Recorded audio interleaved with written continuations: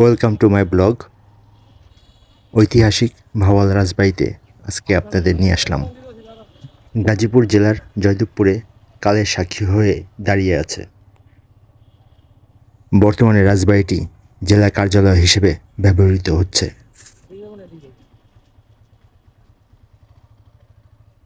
রাজবাড়ির প্রবেশমুখে প্রশস্ত বারান্দা চোখে পড়বে।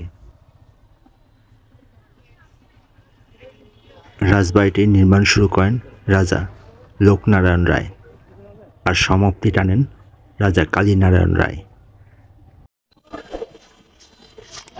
আসসালামু আলাইকুম ভাই। ওয়ালাইকুম আসসালাম। কথা বলতে পারি? শিওর।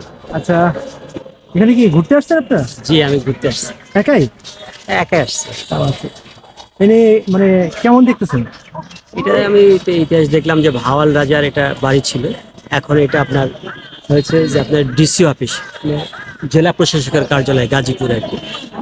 এখানে আপনার পাশে কোর্ট আছে, এখানে সমস্ত ডিসি অফিসের কার্যক্রম সহ আপনার কোর্টের যেই আদালতের এজলাস সহ অন্যান্য কার্যক্রম সব কিছু এখন এখানেই পরিচালিত হয়। এবং এখানে আমি জানি যে এই ভাওয়াল রাজা যেখানে বসতেন আর কি, এইটার উপরে এখন ডিসি সাহেব বসে এটা আপনার ওনার অফিসিয়াল কার্যক্রম পরিচালনা করেন। আপনি কোথা থেকে আসছেন? কুষ্টিয়া থেকে এসেছি। ঠিক আছে, জি জি। ভালো লাগতেছে আপনার? হ্যাঁ হ্যাঁ, জি জি, খুব ভালো লাগলো আমার এখানে ঘুরতে এসে বেড়ালাম এবং সব কিছু ঘুরে দেখলাম আমি। আচ্ছা, ধন্যবাদ আপনাকে। Thank you. আসসালামু আলাইকুম। আসসালামু আলাইকুম।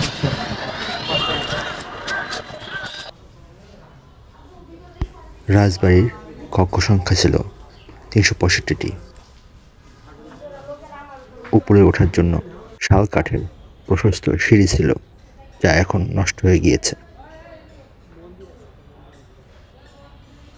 ভাওয়াল রাজবাড়ি যেতে চাইলে প্রথমে যেতে হবে আপনাকে গাজীপুর চৌরাস্তায়। সেখান থেকে অটো বা রিকশায় আপনি চলে আসতে পারবেন ভাওয়াল রাজবাড়িতে।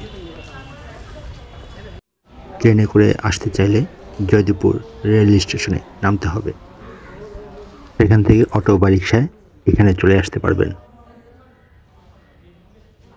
অনেকে এখানে ঘুরতে আসেন, আপনারাও ঘুরে আসতে পারেন ভাওয়াল রাজবাড়ি থেকে। ভিডিওটি বেশি বেশি করে শেয়ার দিবেন, আর অনেক কিছু ঘুরে দেখানোর ইচ্ছা আছে। সবাইকে অনেক ধন্যবাদ। সবার জন্য ভালোবাসা রইল। ভালো থাকবেন।